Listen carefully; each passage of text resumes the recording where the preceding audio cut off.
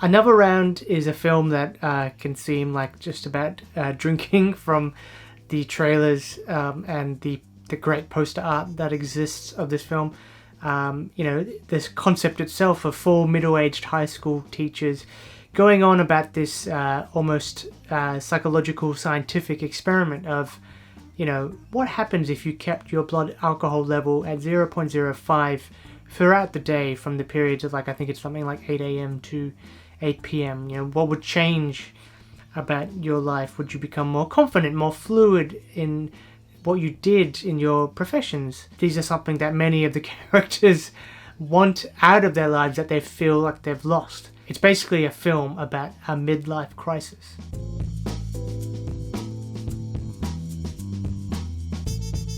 It's starring the great Danish actor Mads Mikkelsen, hopefully I've gotten that right, as the kind of central teacher who, though not the one who comes up with the idea of this alcohol consumption experiment, is the one probably most in desperate need of it.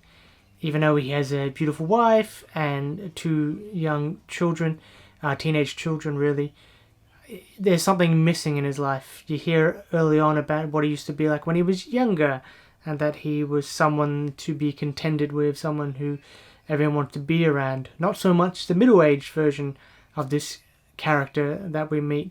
This experiment that gets mentioned about keeping your blood alcohol level at 0.05 throughout the course of a day in order to boost social interactions and your work and everything like that is something that I feel like once it's mentioned in the kind of dinner scene that kicks it off, the other three characters I don't necessarily think to go ahead with it, but this character does, and he relates to them, the buzz and how he felt doing it, which starts the chain effect of them all trying it.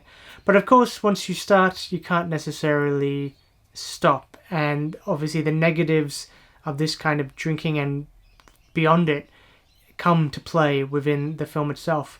But with that said, I wouldn't say it's necessarily a film that is showing the negative effects of alcohol, which I guess it is, but it's more about these are humans choosing to do this, choosing to go beyond the deep end even when later on in the film.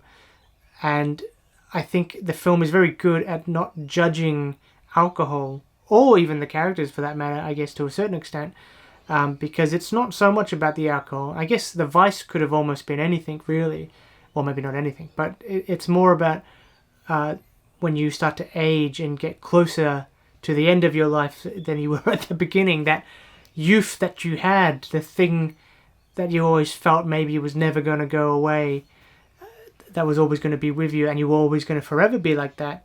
I think when you start to hit that middle age area, granted I'm closer to there than being younger, I imagine there's this idea in your head that, oh no, I am going to die, this is going to be it, and this is life now. And it's either you try and rally against that and fight that feeling and fight that impulse, which I think a lot of these characters are trying to do with this alcohol experiment, or you accept it, which I also think happens a little bit as well in the film. But including the last scene of the film, which I won't spoil, but it's very great. It's very celebratory, which is a bit strange considering the more somber scene that happens before it. And when you see the film, you kind of know what I'm talking about. And what is it really trying to say about alcohol consumption? I think the fact that it doesn't moralize is quite good, because you're then zeroing in on the characters and why they're choosing to do these things and why they're choosing to invite alcohol in that capacity and in that quantity into their lives. And it's a lot more about that, I think. I mean, the idea of mourning your youth and mourning what you could have been, the person you were, is really interesting. And I think sometimes you can get aspects of that person back, as you see some characters do near the end of this film. But I also think it's about adaptation, about you can probably still have a youthful spirit, but I think in some parts of your life you have to acknowledge that you are aging, and that will ultimately lead to death.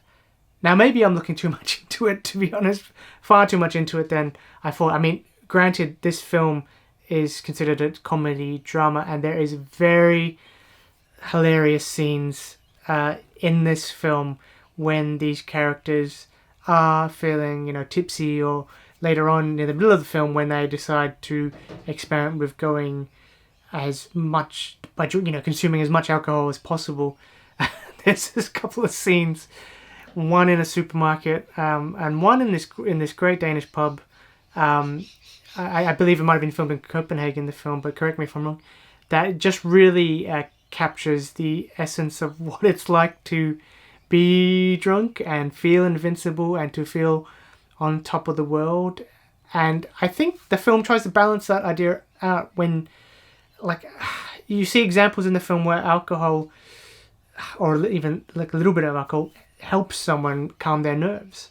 But you also see it lead to something very tragic as well. God, it got me in a kind of really interesting mood. Like, the way that alcohol consumption is filmed in this, from the sound design and the cracking of this kind of straight vodka bottle, and the pouring of wine, and the bubbling of champagne bubbles, yeah. But and the pouring of beers, and like the drinking of beers, and like all like these close-ups and these kind of little things that really submerses you into. And my God, like, after that film, I really desperately wanted a drink for some reason.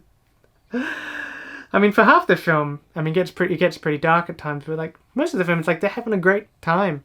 Now, I'm not condoning, I'm not saying that we should all take up this experiment and try and maintain that 0.05 alcohol level, because that's just ridiculous, and you'll probably get fired in many jobs around the world. But it was just an interesting take, and I thought it really made you want to have a drink and have fun, but also know that like cannot be the only thing that makes life enjoyable and holds you together. I think at the end, a lot of people might can see it in a way where it's like, oh, alcohol, they're condoning, excessive alcohol use. But I don't think it's that. I think he's acting like he was on alcohol, but because of the emotional reasons that happened between him and another character earlier on, and it gives him some hope again. So, alcohol consumption is happening and it's in it.